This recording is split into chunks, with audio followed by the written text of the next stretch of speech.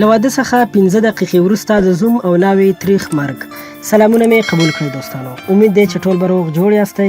په ژوند تر ټولو بهترینه پیښه او خوښي زموږ او ستاسو واده له هغه چا سره چې خوښ مو دي کول وي، ځکه چې مینه ورسره لرو او په ټولو عادتونو یو بل سره خبر یو او د هغه علاقمند یو.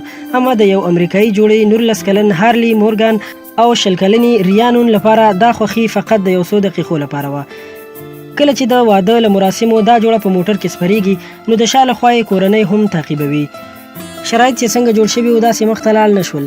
دغه جوړه چې په یو پنځلنه موټر کې د حرکت په حال کې وه، یو لوی موټر چې په هغې پسې ټریکټر وسلو د شا له خوا یې د دې جوړې موټر ووهو او په نتیجه کې د دوی دا موټر له کنټروله ووتو او د یو لوی لارې په څنډه کې په داسې حال کې چپه شو چې د هارلی خور او مور د شا له خوا دوی پسې ول. د هارلی مور له KFDM سره په خبرو کې وویل ما د خپل کوچني زوی مرګ په خپلو سترګو ولیدو.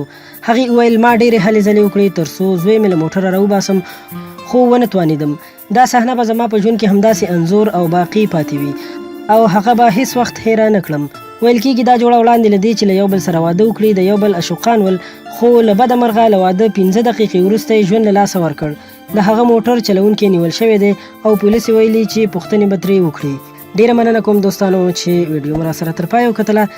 ضروري در سره لایک کړئ او له نورو په زړه پورې ویډیوګانو لپاره در سره هم زموږ چینل سبسکرایب کړئ. تر بلې ویډیو درنه اجازت غواړم. د الله په امان.